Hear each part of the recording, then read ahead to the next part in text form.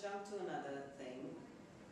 This was just to explain the moment where I realized that I wanted to work in something that was not exactly total fiction. And after this piece, that was part of a trilogy, it was called Novice Sniper, Beware Dreams and Striptease.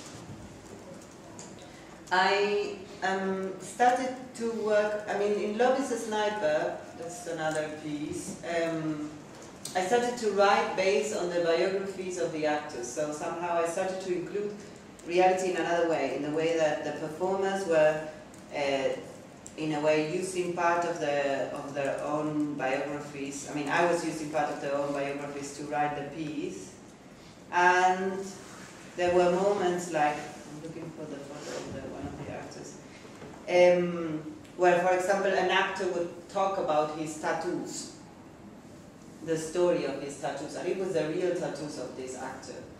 And so there was this moment where, like, the body of the actor, the performer, and the text would become one, in a way that you would, even if there was other parts of the text that were fiction, the fact that he was talking about his own tattoos, and you see that these tattoos are really part of his body and it was not fake tattoos or anything, gave the impression that somehow the text and the performer got, like one because of these. So in a way, what I was trying to get was this feeling of,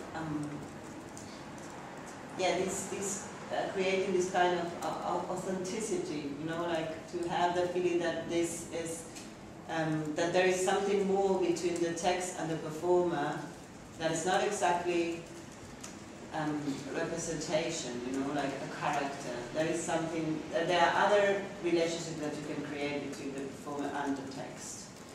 And also between the performer and the audience, because I think you start to create another relationship with the audience when you start to see that there is something more than a character on stage, that there is something else happening between this text and this person.